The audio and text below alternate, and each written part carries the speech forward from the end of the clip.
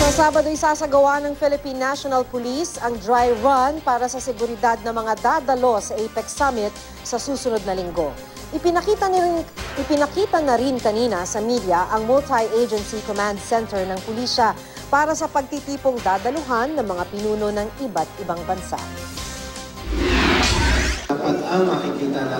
Sa 22 bansang dadalo sa APEC Summit sa Maynila sa susunod na linggo, tanging China ang nagpahiwatig ng pag-aalala sa inilatag na seguridad ng PNP. Nabanggit ito kahapon sa statement ni Chinese Foreign Minister Wang Yi at inulit ng Chinese Ambassador nang makipagpulong sa PNP sa kanilang embahada kaninang umaga.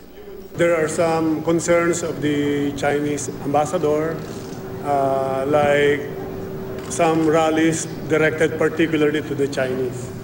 Tiniyak ni PNP Chief Ricardo Marquez na walang makakalapit na demonstrador at bantay sarado ang lahat ng mga embahada. Based on the meeting this morning, I think our Chinese counterparts were confident that their concerns have been properly addressed. Lahat ng bisita natin, kahit saan silang bansa nang galing, we will provide them the security that they need. At tila para maipakitang handang-handa na sila, ipinakita sa media ang Multi-Agency Command Center sa Pasay City. Real-time daw ang video monitoring dito sa lahat ng ruta at APEC venues. Lahat daw ng klase ng banta na paghandaan na nila. Threats from various criminal elements, threats from the environment, fires and earthquake. Everything is considered. Security, public order, emergency preparedness.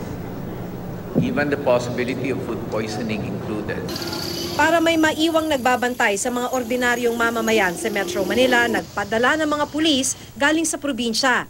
Tulad na lang ng 1,000 pulis mula sa iba't ibang lalawigan sa Western Visayas.